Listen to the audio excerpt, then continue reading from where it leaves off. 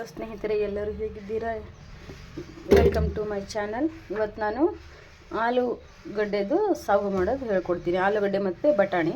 ಇವಾಗ ಆಲೂಗಡ್ಡೆ ಹಾಕ್ಕೊಂಡಿದ್ದೀನಿ. ತುಂಬ ಬೇಗನೆ ಮಾಡ್ಬೋದು. ಸ್ವಲ್ಪ ನೀರು ಹಾಕ್ಕೊಳ್ಳೋಣ. ಇವಾಗ ಇದ್ರ ಜೊತೆಗೇ ಬಟಾಣಿನೂ ಬೇಯಿಸ್ಕೊಂಡ್ಬಿಡ್ತೀನಿ, ಅಂದರೆ ತುಂಬ ಈಸಿಯಾಗಿ ಬೇಗ ಆಗಿಬಿಡುತ್ತೆ ಅಂತ. ಇದೊಂದು ಪಾತ್ರೆಯಲ್ಲಿ ಬೇರೆ ಇಟ್ಕೊಂಡಿದ್ದೀನಿ. ಅದಕ್ಕೂ ಸ್ವಲ್ಪ ನೀರು ಹಾಕ್ಕೊಳ್ಳೋಣ, ಇದಕ್ಕೂ ಸ್ವಲ್ಪ ನೀರು ಹಾಕ್ಕೊಳ್ಳೋಣ. ಹೀಗೆ ಒಟ್ಟಿಗೆ ಒಂದು 2 ವಿಜಿಲ್ ಮಾಡ್ಕೊಳ್ಳೋಣ, ಸಾಕಾಗುತ್ತೆ. ನೋಡಿ, ನಾನಿವಾಗ ಆಲೂಗಡ್ಡೆ ಮತ್ತು ಬಟಾಣಿ ಸಾಗು ಮಾಡಲಿಕ್ಕೆ ಟೊಮೆಟೊ ಕಟ್ ಮಾಡಿ ಇಟ್ಕೊಂಡಿದ್ದೀನಿ. ಆಮೇಲೆ ಒಂದು ಈರುಳ್ಳಿ ಕಟ್ ಮಾಡಿದ್ದೀನಿ, ಸ್ವಲ್ಪ ಕರಿಬೇವಿನ ಸೊಪ್ಪು, ಆಮೇಲೆ ಸ್ವಲ್ಪ ಕೊತ್ತಂಬರಿ ಹೆಚ್ಚಿಟ್ಕೊಂಡಿದ್ದೀನಿ. ಇದು ಸ್ವಲ್ಪ ಮೆಣಸಿನ್ಕಾಯಿನ ಕಟ್ ಮಾಡಿ ಹಾಕೋಬೋದು. ನಾನು ಪೇಸ್ಟ್ ಮಾಡ್ಕೊಂಡಿದ್ದೀನಿ.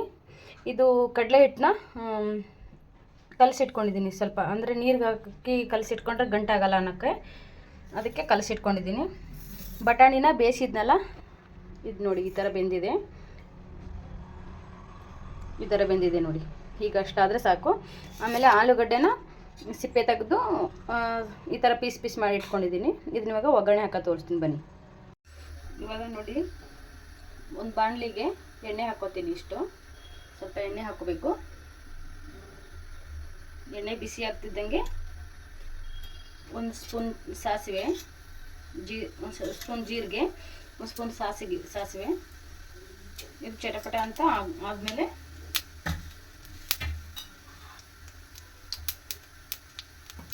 ನೋಡಿ, ಅದು ಎಣ್ಣೆ ಚೆನ್ನಾಗಿ ಕಾದಿದೆ ಅಲ್ವಾ, ಜೀರಿಗೆ ಸಾಸಿವೆ ಫ್ರೈ ಆಗಿದೆ. ಇವಾಗ ಕರಿಬೇವಿನ ಸೊಪ್ಪು ಹಾಕೋಣ. ಆಮೇಲೆ ಸ್ವಲ್ಪ ಈರುಳ್ಳಿ ಹಾಕೋಣ, ಕಟ್ ಮಾಡಿ ಇಟ್ಕೊಂಡಿರೋದನ್ನು. ಇದನ್ನ ಇವಾಗ ಫ್ರೈ ಮಾಡ್ಕೊಳ್ಳೋಣ ಸ್ವಲ್ಪ.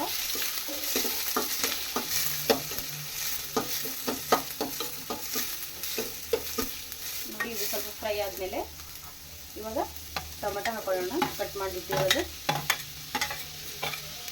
ಟೊಮೆಟೊನ ಸ್ವಲ್ಪ ಫ್ರೈ ಆದಮೇಲೆ ಮೆಣಸಿನ್ಕಾಯಿ ಪೇಸ್ಟ್ನ ಆಮೇಲೆ ಹಾಕೊಳ್ಳೋಣಂತೆ. ಇದು ಸ್ವಲ್ಪ ಫ್ರೈ ಆಗಲಿ. ನೋಡಿ, ಇವಾಗ ಇದು ಇಷ್ಟೊಂದು ಫ್ರೈ ಆಗಿದೆ. ಇವಾಗ ಹಸಿಮೆಣಸಿನ್ಕಾಯಿ ಪೇಸ್ಟ್ನ ಹಾಕೊಳ್ಳೋಣ. ಇದಕ್ಕೆ ಹಾಕೊಂಡು ಫ್ರೈ ಮಾಡ್ಕೊಳ್ಳೋಣ. ಆಮೇಲೆ ಒಂದು ಚಿಕ್ಕ ಸ್ಪೂನಲ್ಲಿ ಅರಿಶಿನ ಪೌಡ್ರ್ ಹಾಕೊಳ್ಳೋಣ. ಇದನ್ನ ಇವಾಗ ಫ್ರೈ ಮಾಡ್ಕೊಳ್ಳೋಣ. ಇದು ಕಡಲೆ ಹಿಟ್ಟನ್ನ ಕಲಸಿ ಇಟ್ಕೊಂಡಿದ್ದೆ ನಾನು ನೀರಿಗೆ ಹಾಕಿ.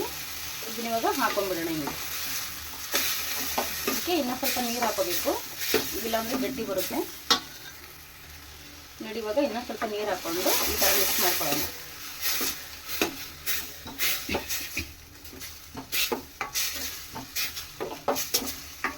ಇದು ಸ್ವಲ್ಪ ತೆಳುವಾಗೇ ಇರಬೇಕು.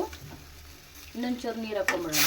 ನಮ್ಗೆ ಎಷ್ಟು ಥಿಕ್ನೆಸ್ ಬೇಕು ಅಷ್ಟು ನೀವು ಮಾಡ್ಕೊಳ್ಳಿ. ನನಗೆ ಸ್ವಲ್ಪ ತೆಳುವಾಗಿರಲಿ ಅಂತ ನಾನು ಸ್ವಲ್ಪ ನೀರು ಜಾಸ್ತಿನೇ ಹಾಕ್ಕೊತಾ ಇದ್ದೀನಿ.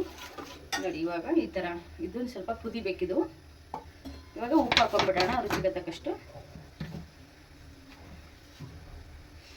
ಅದಕ್ಕೆ ಮೆಣಸಿನ್ಕಾಯಿ ಜಜ್ಜುವಾಗ ಸ್ವಲ್ಪ ಹಾಕೊಂಡಿದ್ದೆ, ಇದಕ್ಕೆ ಸ್ವಲ್ಪ ಹಾಕೊಳ್ಳೋಣ.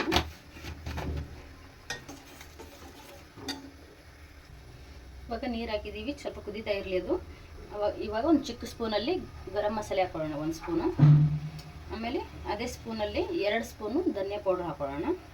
ನೋಡಿ, ಈ ಥರ ಹಾಕ್ಕೊಂಡು ಇವಾಗ ಇದು ಮಸಾಲೆ ಎಲ್ಲ ಹೀರ್ಕೊಳ್ಳೋವರೆಗೂ ಸ್ವಲ್ಪ ಹೀಗೆ ನೀಟಾಗಿ ತಿರುವಾಡೋಣ. ಮಾಮೂಲಿ ಯಾವಾಗಲೂ ದೋಸೆಗೆ ಚಟ್ನಿ ಆಮೇಲೆ ಸಾಂಬಾರು ತರಕಾರಿ ಸಾಗು ತಿಂದು ಬೇಜಾರಾದಾಗ ಈ ಥರ ಸಿಂಪಲ್ಲಾಗಿ ಆಲೂ ಮತ್ತು ಬಟಾಣಿ ಸಾಗು ಮಾಡಿಕೊಂಡ್ರೆ ತುಂಬ ಟೇಸ್ಟಿಯಾಗಿರುತ್ತೆ, ಡಿಫ್ರೆಂಟಾಗಿರುತ್ತೆ. ನೀವು ಒಂದು ಸಲ ಟ್ರೈ ಮಾಡಿ. ವಿಡಿಯೋ ಇಷ್ಟ ಆದರೆ ಲೈಕ್ ಮಾಡಿರಿ. ನೋಡಿ, ಇದು ಇವಾಗ ಕುದೀತಾ ಇದೆ. ಇವಾಗ ಇದಕ್ಕೆ ಬಟಾಣಿ ಹಾಕೊಳ್ಳೋಣ. ನೋಡಿ, ಬಟಾಣಿನ ಬೇಯಿಸಿಟ್ಕೊಂಡಿದ್ನಲ್ಲ ಅದನ್ನ ಹಾಕೊಳ್ಳೋಣ. ಇದು ಕುದೀತಾ ಇರ್ತದೆ. ಇವಾಗ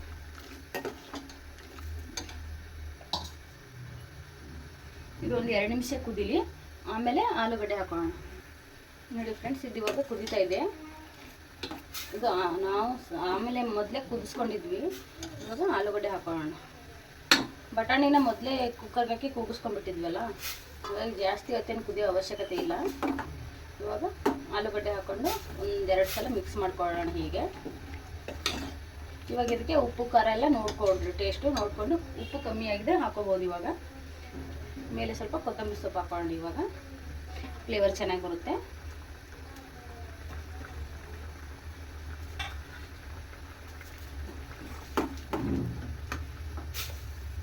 ದೋಸೆಗೆ ಸೂಪರಾಗಿರುತ್ತೆ ಇದು ಕಾಂಬಿನೇಷನು. ಮಾಡಿ ನೋಡಿ ನೀವು. ಮಕ್ಕಳೆಲ್ಲ ತುಂಬ ಇಷ್ಟಪಡ್ತವೆ. ತುಂಬ ಬೇಗನೆ ಮಾಡ್ಬೋದು ಇದನ್ನು. ಕ್ವಿಕ್ಕಾಗಿ ಮಾಡಲಿಕ್ಕೆ 5 ನಿಮಿಷದಲ್ಲೇ ಮಾಡ್ಬೋದು. ಬಟಾಣಿನ ಹಸಿರು ಬಟಾಣಿ ಆದರೂ ಓಕೆ, ಇಲ್ಲ ಅದು ಇರಲಿಲ್ಲ ಅಂದರೆ ಒಣಗಿರೋ ಬಟಾಣಿನ ರಾತ್ರಿ ನೆನೆ ಹಾಕ್ಕೊಂಡು ಮಾಡಿದ್ರೂ ಚೆನ್ನಾಗಿರುತ್ತೆ. ನಾನು ಹಾಗೆ ಮಾಡಿರೋದು. ನೋಡಿ ಇವಾಗ ಒಂದು 2 ನಿಮಿಷ ಕುದೀಲಿ. ನೋಡಿ ಫ್ರೆಂಡ್ಸ್, ಇವಾಗ ಕುದಿದೆಯಾ ಅಂತ ನೋಡೋಣ. ತೆಗೆದ್ಬಿಟ್ಟು ವಾವ್, ಸೂಪರಾಗಿ ಬಂದಿದೆ. 100% ಹೋಟೆಲ್ ಸ್ಟೈಲಲ್ಲೇ ಬಂದಿರೋದು ಇದು ಆಲೂ ಸಾಗು, ಆಲೂ ಬಟಾಣಿ ಸಾಗು. ಸೂಪರ್ ಆಗಿದೆ ದೋಸೆಗಂತ. ದೋಸೆ ಹಾಕಿ ಆಮೇಲೆ ತೋರಿಸ್ತೀನಿ ನಿಮಗೆ ಸರ್ವ್ ಮಾಡಿಬಿಟ್ಟು. ಬಟಾಣಿ ಆಲೂ ಸಾಗು ರೆಡಿಯಾಗಿದೆ. ದೋಸೆಗೆ ಕಾಂಬಿನೇಷನ್ ಸೂಪರಾಗಿರುತ್ತೆ. ನೋಡಿ ಈ ಥರ ಈ ರೆಸಿಪಿನ ನೀವು ಒಂದ್ಸಲ ಮಾಡಿ ನೋಡಿ. ಈ ನಮ್ಮ ಸರಳ ವಿಧಾನದಲ್ಲಿ ತುಂಬ ಇಷ್ಟ ಆಗುತ್ತೆ ನಿಮಗೆ. ವಿಡಿಯೋನ ಪೂರ್ತಿಯಾಗಿ ನೋಡಿ. Thank you.